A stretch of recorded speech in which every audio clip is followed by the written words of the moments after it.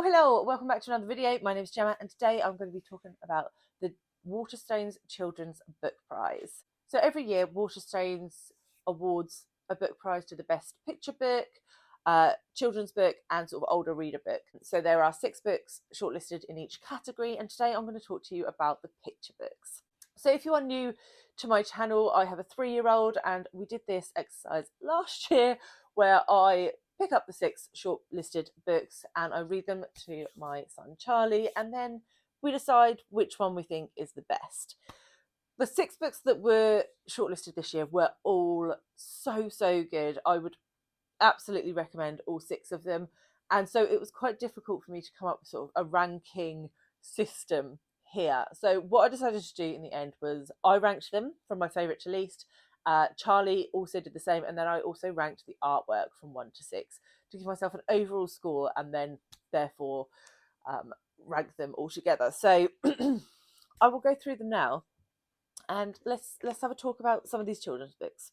So in 6th position we have Gretel the Wonder Mammoth by Kim Hillyard. So this is a lovely story about a mammoth who sort of wakes up and realises she is the last mammoth on Earth, and she's trying to sort of figure out where she fits. Is it okay to be different? Those sorts of questions, which are fabulous to explore, particularly with younger readers. So yeah, I thought this was a lot of fun. Charlie voted this 4th. I voted it 6th, only because the field was so strong. And the artwork in this I voted 5th. But I mean, it's a perfect children's book. It's full of colour, full of humour, and yeah, we really liked it, but it did come in 6th. In 5th position, we have I'm Not a Prince, written by Rachel Davis and illustrated by Beatrice Hatcher.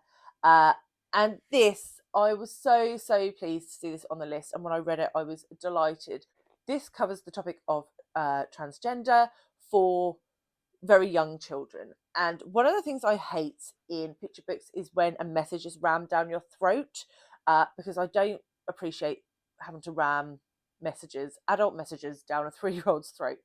But this book covered this issue so beautifully. It was a fun adventure story where our frog doesn't want to be turned into a prince, and they go on a adventure of sort of self-discovery, and spoiler for the end, they turn into a princess.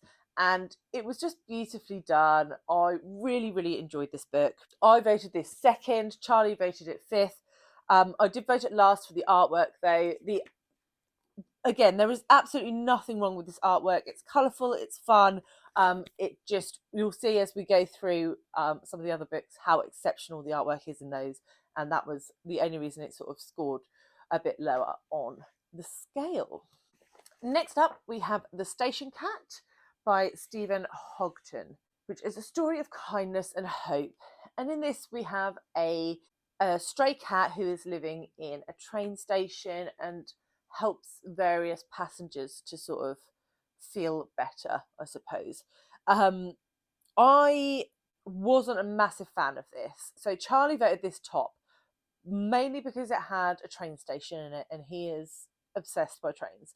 I voted it 5th. And the reason I did that is because actually this book is trying to do things that I don't think are super appropriate for the age range. So there are hints of suicide in this, and there's a little bit about sort of death and the afterlife at the end.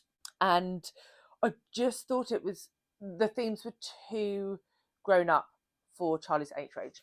Saying that, picture books are not just for 3-year-olds. This sort of book would be perfect for maybe a 6-7-year-old, I think. Again, I just feel like the themes are a little bit dark, even for that age range, when really you'd be expecting them to move on to more chapter books. But the artwork was fantastic. I really loved the way they used colour in the story to signify hope. So it starts off very black and white and then moves across the colour palette as we go through, and I thought that was beautifully done. But yeah, just not too sure about this one, and I voted it 4th for artwork. Next up, we have the book that I voted 1st place and Charlie voted last place, and that is The Missing Piece, written by Jordan Stephens and illustrated by Beth Suzanna. this is just such a lovely story about a little girl who is quite insulated and shy in herself. She likes to just stay in and do puzzles, and her gran sort of encourages her to go out, and she meets these amazing friends. And I really loved this story. I thought it was beautifully done, and the art in this I voted third.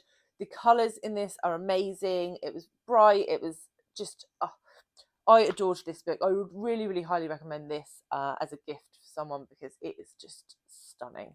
In second place, we have The Fairy Garden, which is written by Georgia Buckthorn and illustrated by Isabella Mazzanti.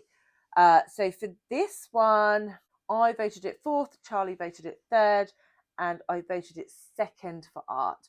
It is very much drawn in this sort of pencil style.